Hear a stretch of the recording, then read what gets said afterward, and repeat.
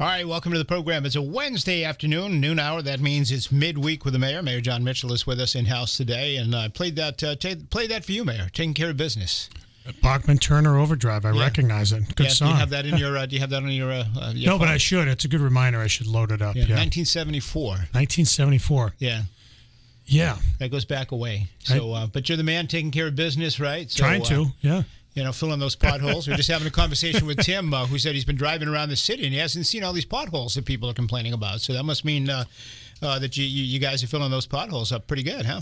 Well, that's a really encouraging comment from Tim, and I appreciate that. There are fewer potholes these days. I mean, we've been fixing a lot, and of course, the winter wasn't as severe as last winter, but we've launched a road rebuilding program a couple of years ago, and I think slowly but surely it's going to make a difference in the appearance and performance of our roadways. But people across America are complaining about the condition of roads and other infrastructure, and so we in New Bedford are doing something about our challenge by putting more money into it. And hopefully over time more people have comments similar to Tim's, which looks fine to me. Is that your number one gripe? Is that the number one complaint you get when you see people and get calls? Yeah, it is. But it's but listen, I drive on the roads, and I honestly I have about an 8-year-old Ford Escape. People will, I'm sure, recognize when they see me out there, and so it's not that old of a car. I tend to be one of these people who buys cars and then just drives them into the ground and keep them for a long time. But I'm hearing things loosen up right in the suspension, and I'm thinking because I drive around New Bedford as much as anybody. Mm-hmm. So I get it. It's evident to me. The disrepair is right before my eyes on my very own street. But people need to know is that we've taken it seriously, and we have stepped up with funding and with planning in ways that haven't been seen in the city in a long time. And it's the problem didn't occur overnight. The deterioration in our roads took a while, and there are lots of reasons for that.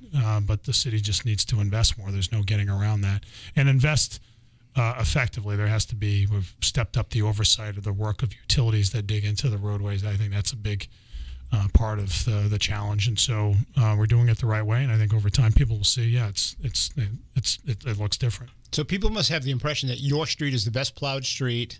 The potholes get fixed first, right? I mean, your neighborhood is so. Are you cognizant of that? Are you aware of that? And I think that's true. And your neighbors suffered, and they wind up last on the list. Yeah, no, I think every mayor in America gets accused of that, but no, it's definitely not the best conditioned street in the city. And if I thought that Mike Street, that's Cabral's fault. He lives next to you, right? Tony Cabral. Yeah. No, I think if it looked like our street ended up at the top of the list, I might just tell my neighbors, you know what? I think we need to wait a little bit. But that hasn't happened yet. It's my street's it's fine. It's not great, but look, I think what people have seen is a lot of the major streets have gotten redone in the last couple of years, and we've tried to stretch more of the state dollars further, and we've come up with our own money, and I think you'll start to see the work picking up in earnest real soon for the coming construction season. All right, so I guess we got a preliminary deal now on the Delmata thing that was signed this week. Right, there's a lot to talk about there, Barry. So, there's a lot of heated rhetoric around the matter. Some of it is a function of folks not knowing every last detail of the deal, and some of it is a function of frankly, outsiders trying to push their own agendas on New Bedford from both sides of the political spectrum.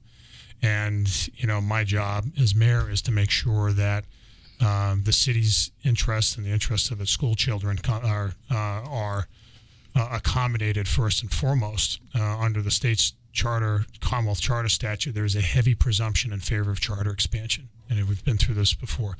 You don't have to be the best charter school. You don't even have to be a great charter school. You have to be a proven provider, which means you're basically performing above the state average, and you have a plan to expand, and you operate in a community that is under the state's charter cap. Most of the cities in the state are under the cap, or lots of them are under the cap. Some are are well under the cap. And so New Bedford was the place where one particular charter school, Alma Damar, sought to expand, and they had proposed 1,188 seats, which would have been financially untenable for us. Even half of that, at 594 seats, would be very difficult. So my job was to make the best of a very difficult situation. The city doesn't have cards to play. We don't. We can object. We can raise our voices. We can pound on the table, and we can also offer logic. Yeah, but at the end of the day, you have a situation that's sort of stacked against us. You have a statute that is that puts a thumb on the scale in favor of expansion. You have a state administration that receives federal money from the current administration that, with the string that you've got to expand charter schools. That's what the Trump administration wants. You've got a state board of elementary and secondary education that is dominated by folks who are charter school proponents. And I think everybody watching, even the people who are, most strongly opposed to this deal, would have to concede that there was no realistic way of getting 0 seats. Every person on the school committee, including me, our position was, no, we don't need any more charter seats because it's too expensive. And but that was not in the cards. The reality is that the State Department of Elementary and Secondary Education has said and has voted already for 2 different alternatives.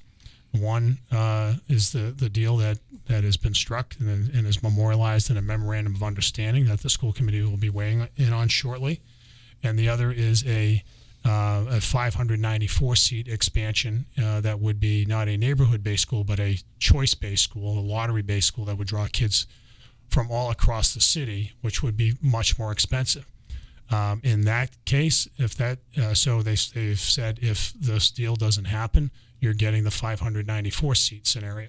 The deal would, as constructed, would, and I should say, in the 594 seat scenario, it'll cost the city, upon full build out, about over $8 million a year. And we can't afford that. There's just no way. It will. And I don't use this term lightly. It will end up in some level of layoffs, either in the school department or on the city side, or both. So our entire legislative delegation back in 2010 voted for the changes. Every one of them. Yes, they did. With the exception, of course, of the new gentleman up in the North End that replaced Bob Kazera, but they all did. I mean, did they just not get the message? Did they not understand what the impact of this was going to be? Well, I will say this for them, and you should obviously ask them directly, Barry, but what I would say is if they imagine that this would have been the scenario for New Bedford, in which a school that is performing in the middle of the pack among New Bedford elementary schools would get to expand as large as it might under this 594 scenario, that they might not have said, they might have said, you know what, that's really not in the city's interest. It would just be too devastating financially. And that's what we're trying to avoid. I think we did a very skillful job, and the superintendent, the school committee, everybody, in negotiating this other scenario, which would take a building that's been left behind, like a number of other buildings in the city, elementary schools and fire stations, and put it to good use by creating a new neighborhood school.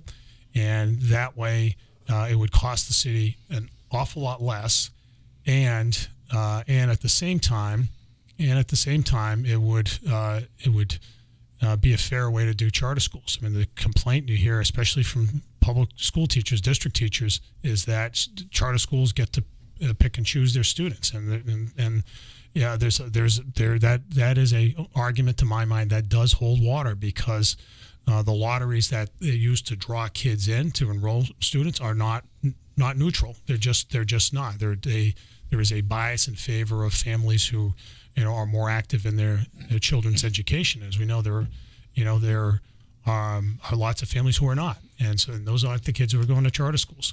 So under this model, parents can, in the neighborhood, the school has to take the kids in the neighborhood. It can't counsel out kids who have special needs. Those kids have to be educated as well. They can't counsel out kids who are behavioral problems. They have to keep those kids too.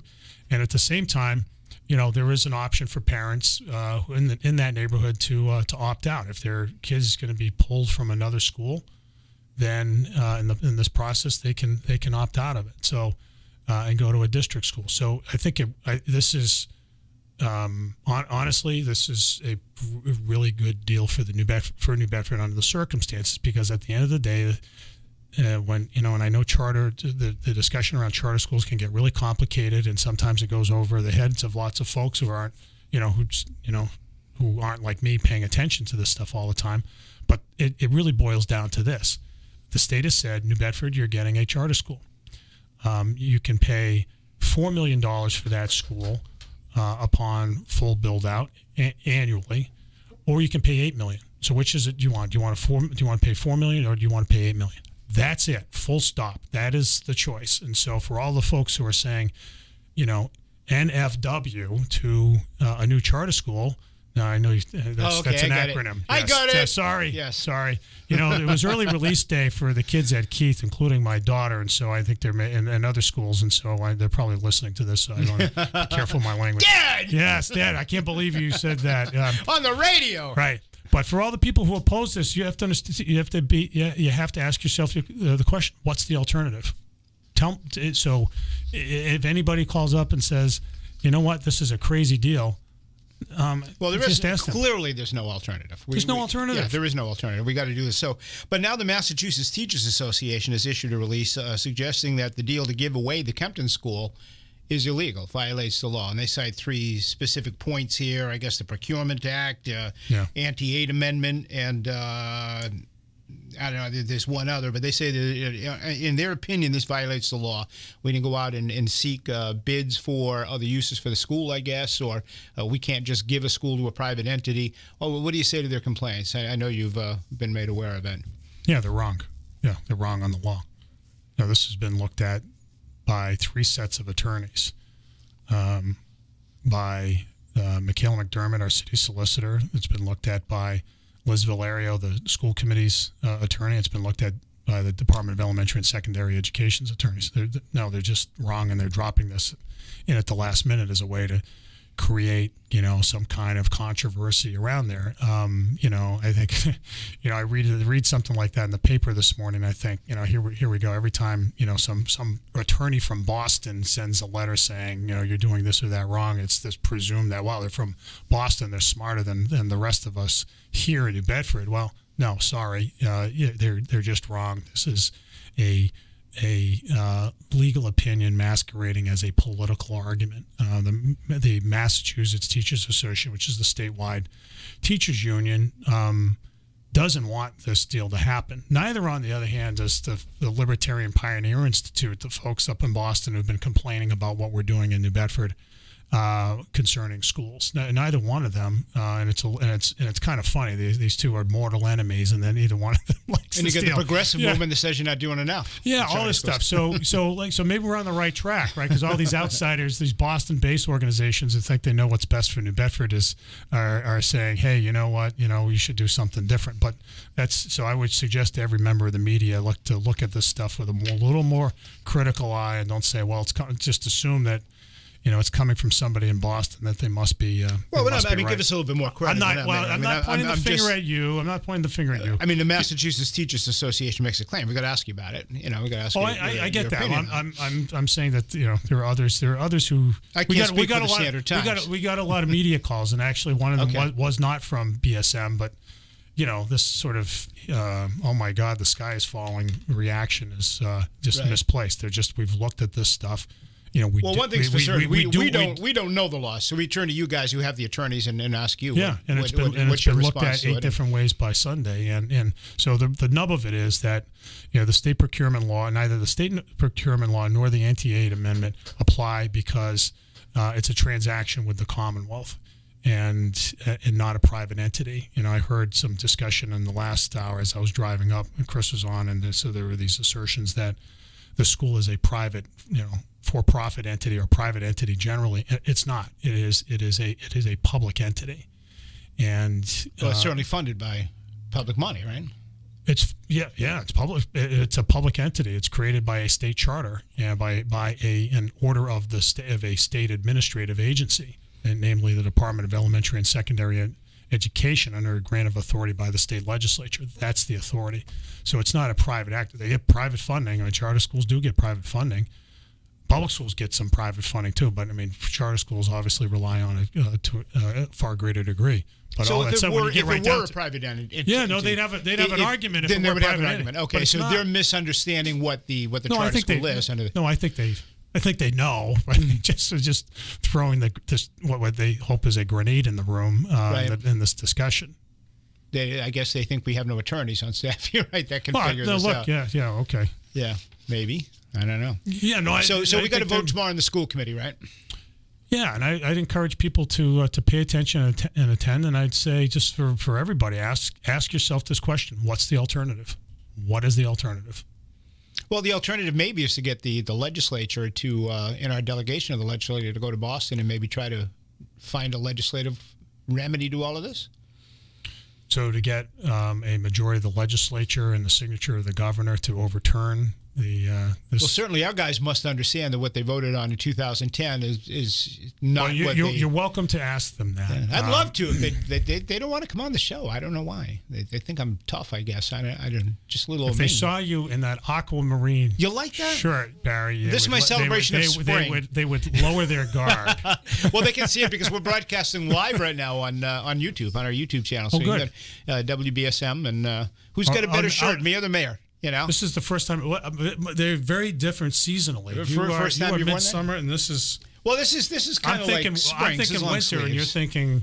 Well, it's first day of spring. Oh yeah. Today at 5:58, we turn to spring. So we are in the waning hours of winter. I'll change my shirt at 5:58. Gotta get a Hawaiian shirt in the trunk or something from last year. Hey, let me do this. Let me take a break. We'll come back. We've already got folks on the line that want to chat with you. We got a lot of other issues to talk about, not the least of which Jonathan pointed out to me earlier. An article in Commonwealth Magazine about how you want to tweak the mashed potatoes or something like that with the wind. Sounds delicious. Yeah, with the wind power. So we'll talk about tweaking mashed potatoes and wind coming up and some other stuff too. So stay with us. You're listening to 1420 WBSM. The number, if you'd like to chat with the mayor, is 508-996-0500, and we'll be right back.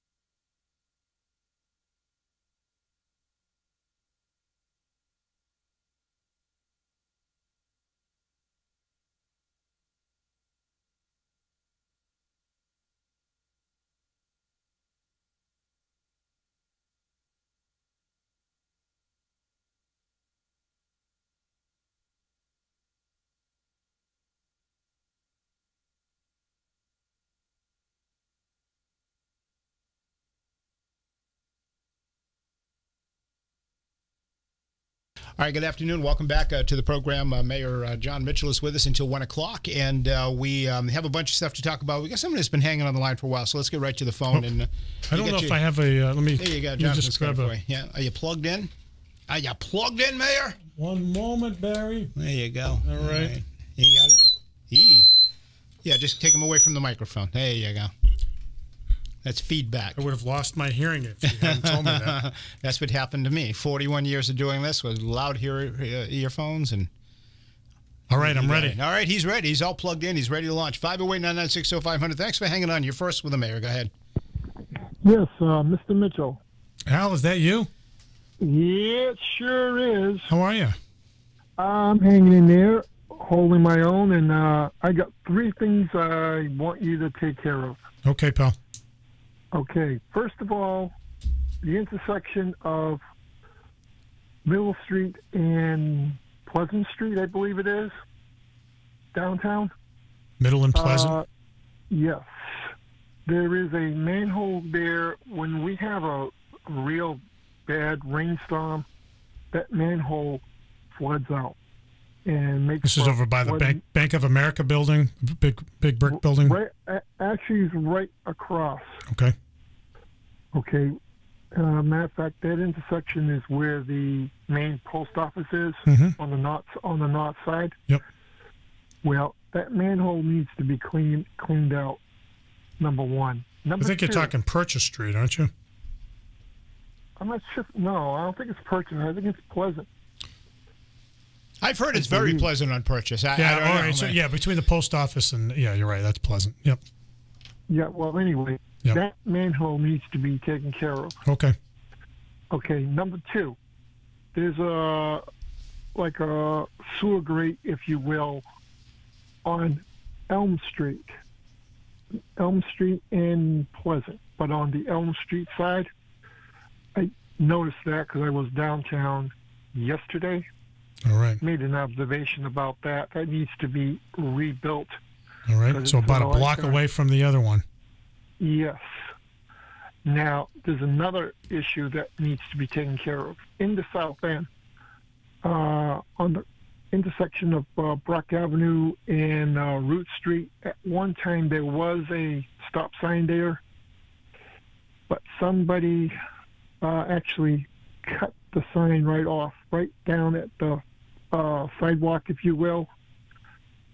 If you were to go to the church parking lot, park your vehicle there, and you cross that street, you turn around and look down, and it's gone. It's gone. Gone. It's history. What was the intersection again? Brock and Ruth. Yeah, you got it. Brock and Ruth. I would have been really disappointed, Al, if your list didn't include at least one item from the South End. Well, he's the mayor of the South End. He's the mayor of the South End. Absolutely. I would have been like, what are you doing wandering around elsewhere? All right, Al, listen. Thanks, Al. Thanks for the update, as always. Keep them coming, Al. Yeah, absolutely. 508-996-0500 is the phone number. So somebody was telling me yesterday, I guess they're ripping down Francis P. Memorial, the old hospital there, Willis Street. Which later became the Veterans. Yeah, it's part of the development. You're too young to remember the. That's going back a few years, but but that's part of the Veterans Transition House. So what's going on there? What's going to happen there? There's going to be an expansion of the Veterans Transition House with more beds for veterans in need, and that's the business they're in, and they do a really good. They do a really good job, and they've been working on an expansion plan for a few years now, and it's finally gotten traction. And so that's so we'll see that unfold in the next year or so, year and a half. So it'll remain the Veterans Transition House. Yep. It'll just be a bigger facility. Okay, so it'll be so the existing building is being taken down, or there's an addition going to be built to it. There's an addition. Yeah, you'll see. It's not going to be a huge facility, but it'll be bigger, and it'll be more easily accommodate their needs. And the Veterans Transition House is basically a service to veterans that currently don't have homes, right, or residences. Yeah, for the most part, they do take in some others, but their mission is primarily about veterans. Okay, and this is being funded by federal, I would imagine. Some federal money, and I think there may be some state money. There may be some home funds, which are federal funds, passed through to the city. I can't remember the exact financing mix, but there is some federal funding in there. Do you know what the new capacity will be when it's all completed? You are really putting me to the test. Really I hadn't heard this was even going on until I hadn't heard of. I wasn't aware Francis that Memorial it actually started in. Yeah, on, I had on a caller construction. yesterday. Said, go by there and look. They're ripping it down. I'm like, yeah, well, I should get some more information about it. But it is a project we've been working with them on for a few years because we do want to make sure that veterans are taken care of. Obviously. Yeah, this is one of the better locations for veterans. Massachusetts is really above a lot of the other states. It is, and New Bedford does it very well for sure. All right, there was a piece in Commonwealth Magazine that Jonathan brought to my attention this morning. Southeast Mass officials seek a tweak in wind policy, and I guess the meat and potatoes of this is that everybody's happy that we signed the deal. The state signed the deal with Vineyard Wind, but I guess there's minimal onshore investment, and that's something that you and the other mayors and leaders of this region signed a letter, sent it up to the state, and said, hey, next time, make sure we get a little bit more action on land. Yeah, so this has been an issue that I've been pressing for a while, and I met with the governor back in last July about it. But it's my strong feeling that although the state has made a lot of progress on offshore wind and has positioned itself in the lead with New Bedford at the very front, that we needed to do more to incentivize economic development-related investment. Right? And we want wind companies, and when they build out a major project, in the case of Vineyard Wind, a $2+ billion project, to use some of that funds for things like port infrastructure, for training programs, maybe some research programs. So, but the problem is the RFP, the request for proposals that the state used in the first procurement, the one that Vineyard Wind won, frankly gave short shrift to economic development. It's and I don't want to get too far into the weeds, but it basically gave in the scoring matrix that the state used to figure out who to evaluate all the proposals. It didn't give a lot of weight to economic development, and so we started to hear that the state is preparing the next RFP, the next request for proposals for the next round of wind farms, and which will go out at some point in the next 3 or 4 months. And so I took a look at the old one and I said, I think I have an idea for a fix. So I wrote up the letter and I talked to Pat Haddad and I said, why don't we sign the letter? And then so after she did, both she and I distributed it to others. And so we got a lot of signatures behind it because I think there's widespread support for the idea that the state should be pushing hard on these companies to. So that's part of the mitigation process. What are we going to, what do we get out of it? Not so much the mitigation process. It's what the goal. The goal is really to get the industry to invest here in the long run, right? So if when these companies are bidding for the next round of awards, right? For the next award, what they're basically they're bidding for the right to be guaranteed a market for their wind energy. That's why that the legislation that was passed 3 years ago is so important, right? It requires the utilities to buy offshore wind generated electricity, and it established a procurement process. In other words, a public bidding process for the right to supply that energy, and that's what these developers are bidding on. And so. And that means a lot of money to them and a lot of certainty that they're actually going to be able to sell their electricity to somebody, namely the state's utilities. But in return for that, the argument is that, well, if you're going to do that, you better invest in Massachusetts. You better build stuff. You better build port facilities. You better build, training centers. You better build things that will attract more industry investment in the long run. So that's really the goal, to get the industry more deeply rooted here, as opposed to the states that we're competing against, namely New York and New Jersey.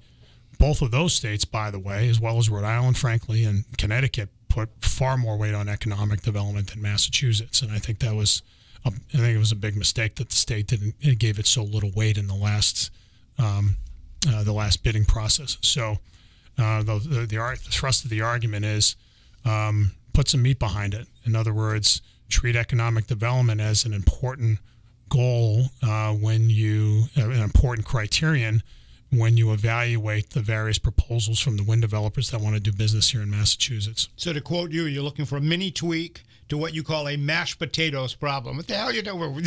Well, so I didn't want to get into the weeds, but since you asked, so just and now you're talking about the meat of it. So yeah, I'm using all these food metaphors. I'm starving. Sounds great. So, so the proposals are graded by the State Department of Public Utilities on a 100-point scale. So 75 of those points are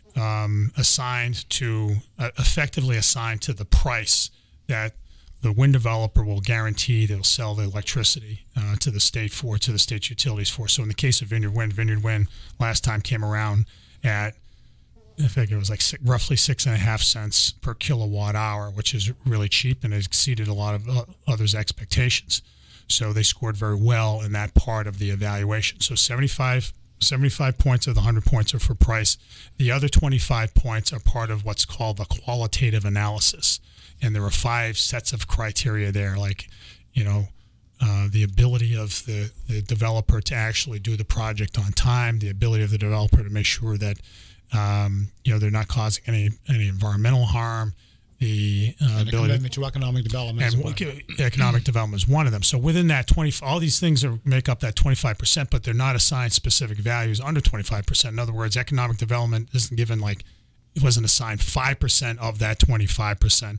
It just went. And what you're saying is in Rhode Island, when they struck a deal, it was like 7.6%. Yeah. So what happened? So what happened was So Vineyard Wind is awarded an 800 megawatt project. This is a huge project, right, from Massachusetts, and says as part of that project, we're going to commit to $10 million in economic development benefits, right? $10 million in this project that's worth, I think it's $2.4 billion, right?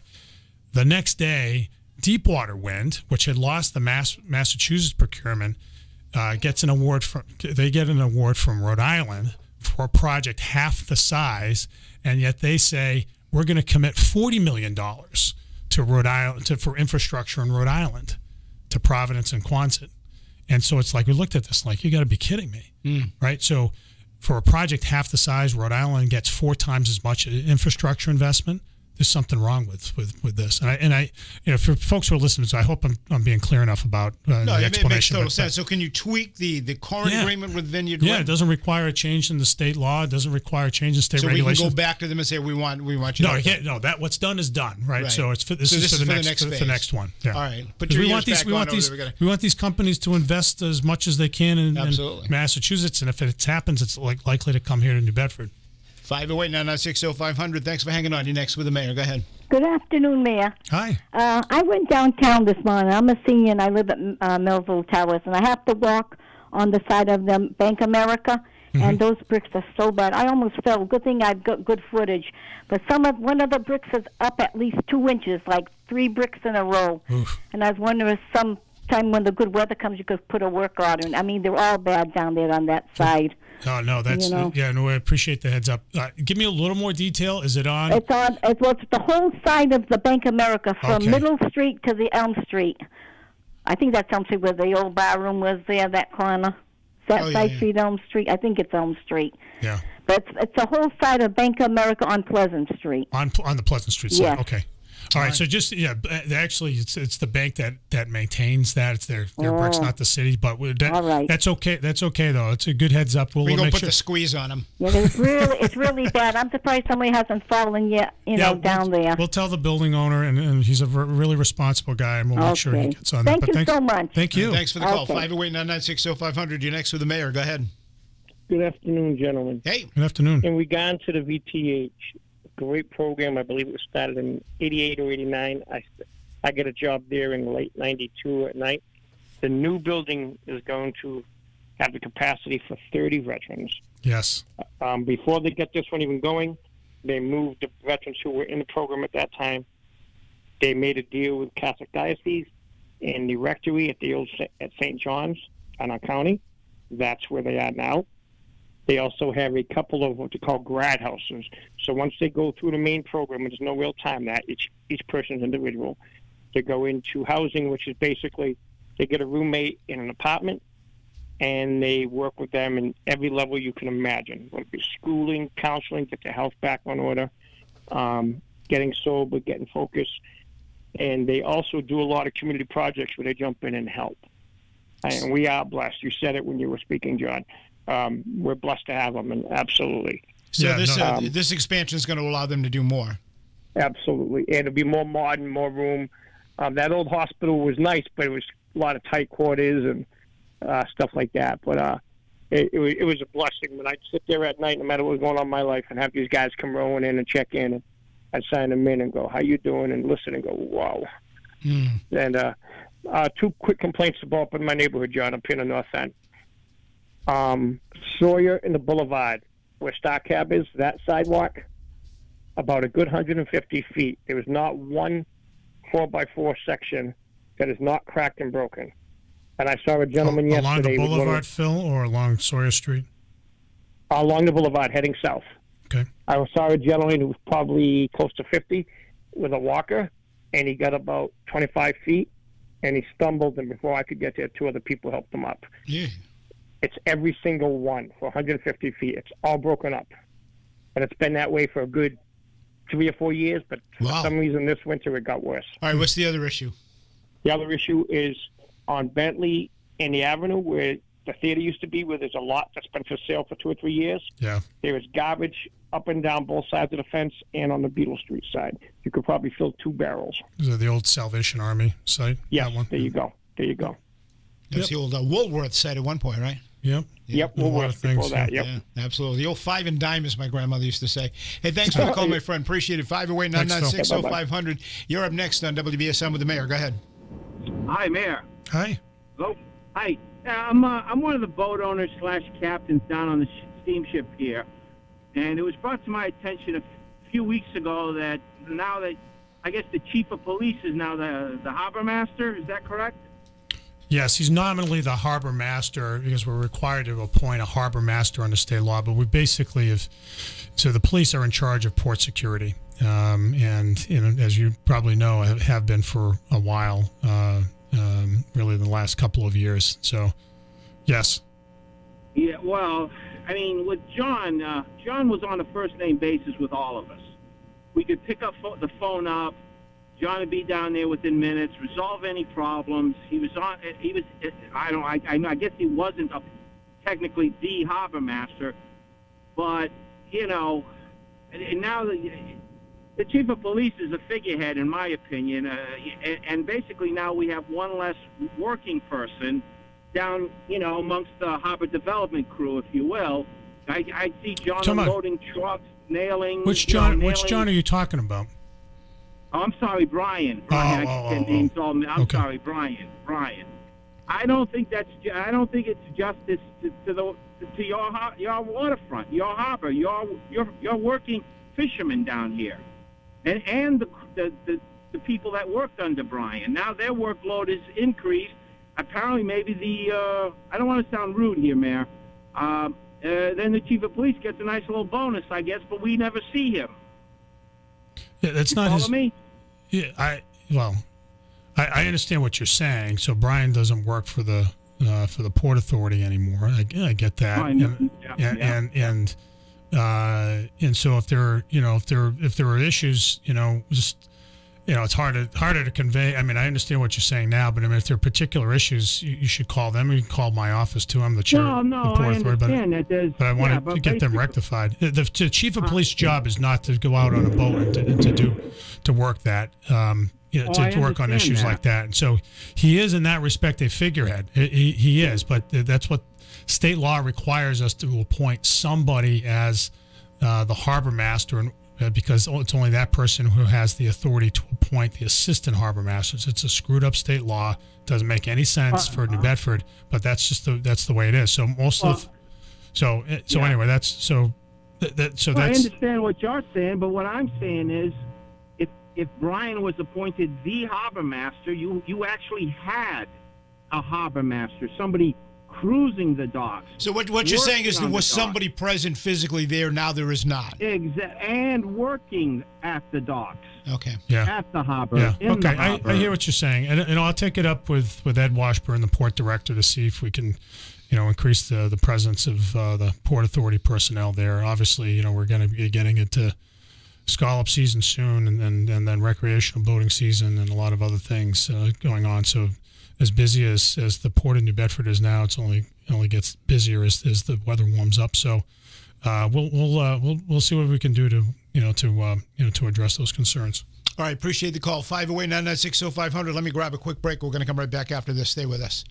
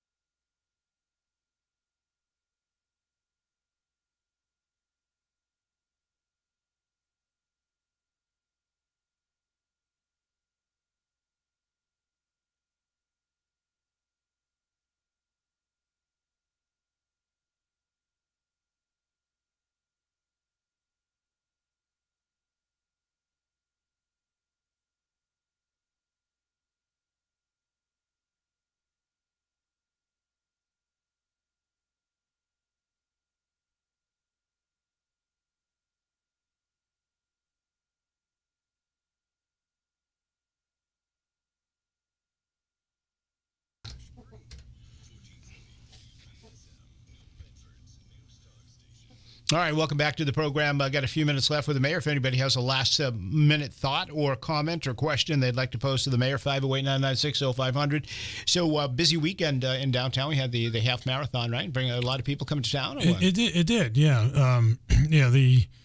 The weather was a lot better than it was last year. Last year it was 22 degrees at start time, and this year it was in the high 30s or whatever. And so, a lot of people stuck around. The race was very, very well organized. The Friendly Sons did a really, really nice job, as they always do, to make it happen. And the city crews made the race course work. We still had the police department was still towing some cars in the race route right up until start time. But that was taken care of, and it was a good race by all. Nothing but good reports back, and a lot of people went out and patronized the downtown restaurants and shops, which is what we always love to see. So it's a good event for the city. So is this kind of like the kickoff to the tourist season, or what?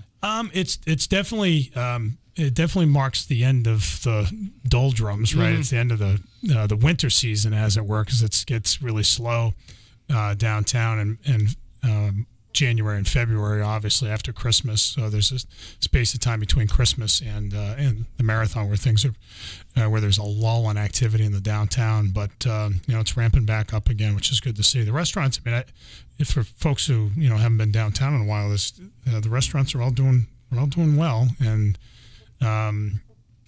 sometimes you can't get a seat. Even if you're the mayor, you can't get a seat. You got papers to prove you're the mayor? So who turned you away? No, well we had. I was. Would you have a MAGA hat on or something?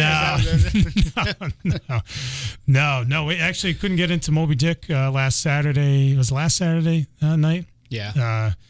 I was with my girls. Ann was traveling, and I was with the girls, and now that Grace, the eldest one, is old enough to drive, I could meet them there after I left an event. We got to Moby Dick. I just assumed there would be a table available. There wasn't. We're like, oh, I guess we'll have to leave. We'll go somewhere else. So, well, when St. Patrick's Day falls on a Sunday, forget it. Things start on Thursday. This was when was it? No, Saturday, this is the week before. It's the week of Saturday. Oh, the week before. Yeah. Oh, okay. Yeah, because usually the whole weekend of St. Patrick's Day, if it's on the weekend. Oh, yeah.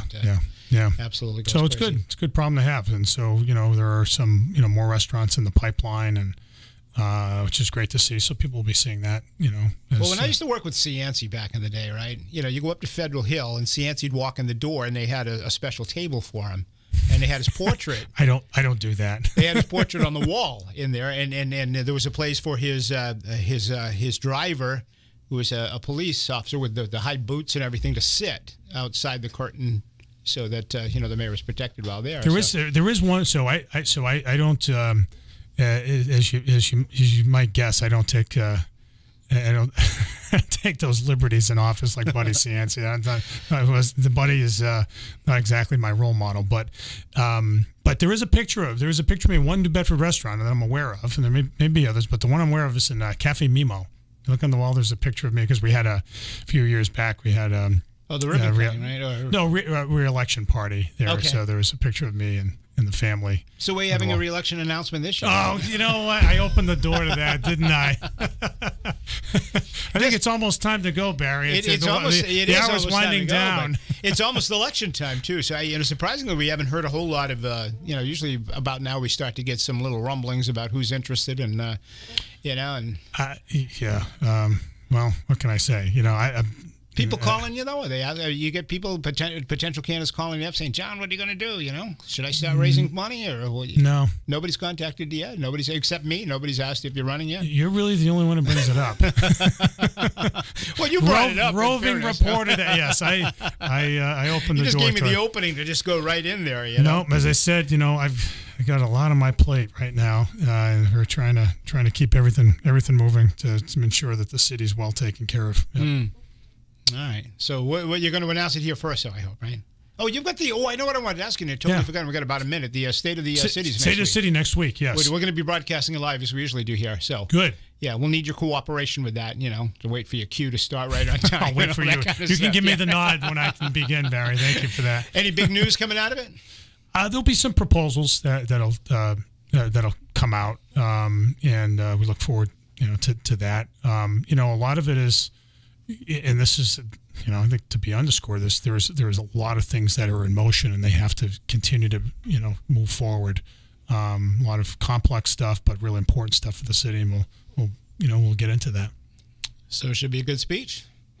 Absolutely. I give the people what they want. Yes. Now, do you write this on the way there or what? No, I write it. I'll probably start writing it. Actually, started a little bit yesterday. And wow. Yeah. I'm proud of you. The time slips away when you start in on those things. We're out of time. Mayor, we'll see you next Wednesday. Sounds good. All right. We're going to take a break for the news. We're going to come back on the other side for your calls, talk about a whole bunch of other issues. So stay tuned right here on WBSM.